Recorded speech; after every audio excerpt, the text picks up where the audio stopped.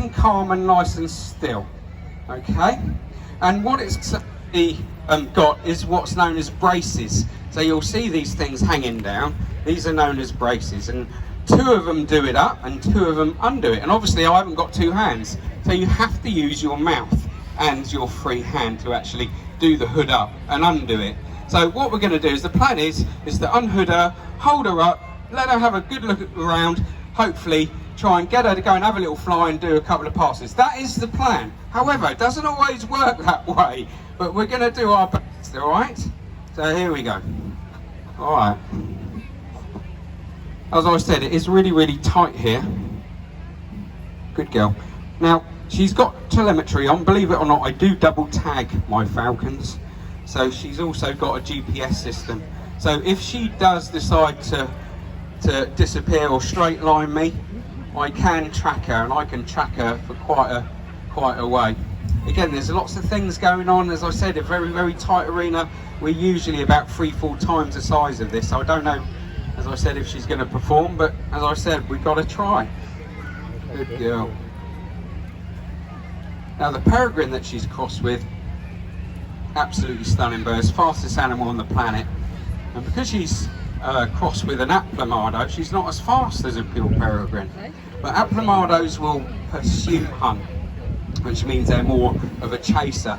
Peregrines will go up nice and generally hit their prey from a nice height, because there's a great deal of speed. In fact, it's the fastest. I know it's hot. So I've got to let her go when she's ready. If I cast her off and push her off, I've got a bit of a problem, because she might go and sit up, and last thing I want her to do is go and sit up. Right, so she's free now. Let's just see what she does. I'm going to just try, as I said, to just go and do a couple of passes. Good girl. Now, as I said, it's really, really early stages of training. Good girl, don't you sit, please. Do not sit. Good girl, come on. She's not ready yet. Come on. Come on, sweet. It's not, and it is tight here. Oh, good girl. Coming again. Now, what we're actually doing, simulating a bird that's actually hunting their quarry. I'm not going to keep her out too long. I did see her panting a little. I'm going to call. Hey! If she catches, give a round of applause. Ay, ay, ay, ay, ay, ay, ay. Good girl. Up. Come on, sweet. Don't want and come on. Hey. Come on. Come on. Come on. She's a little bit nervous, I can tell. Come on. Come on, sweetheart. Come on, drop. I can see tired. I really want her to go and sit. Is she going to sit? Yeah. She didn't want to come in, did she? I think it's just that tight arena. Have you got a whistle there, Steve? Hey! Come on, sweetheart. Come on. She's never, ever sat, ever. Again, I can see her. We got to give her a go anyway, but I thought I had her then. Come on.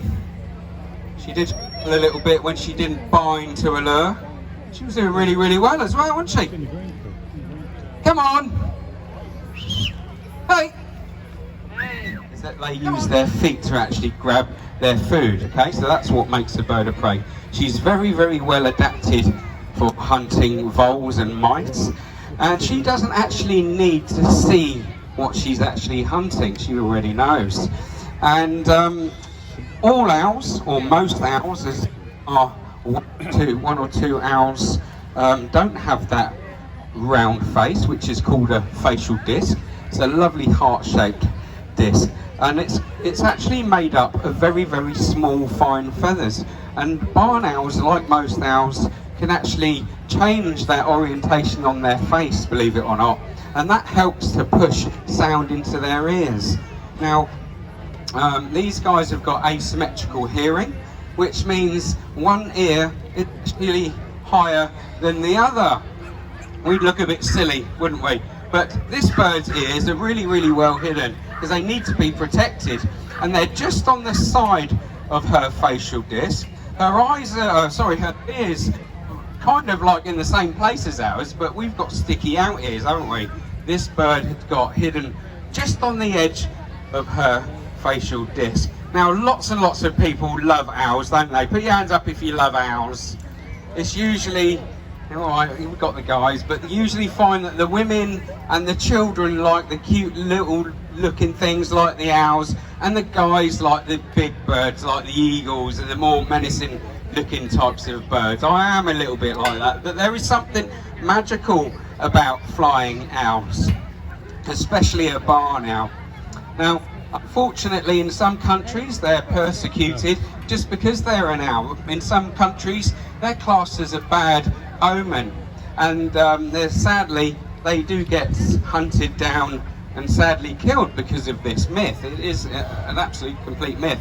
But in some countries, I think it might even be Mexico, if an owl landed on your roof, apparently someone was going to pass away soon after. But again, it is just a myth, and unfortunately these birds have suffered through the years.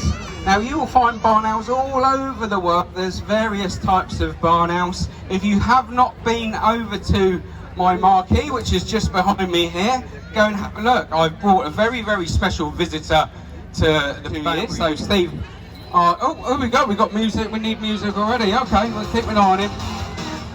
Right, so I was actually going to sell Mig, because Mig was being a bit of a pain, and he looks like, is he being a pain now?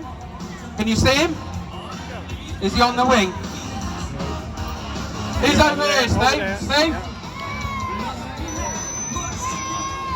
I was actually going to sell Mig because he wasn't working for me, and I asked Steve. Every time.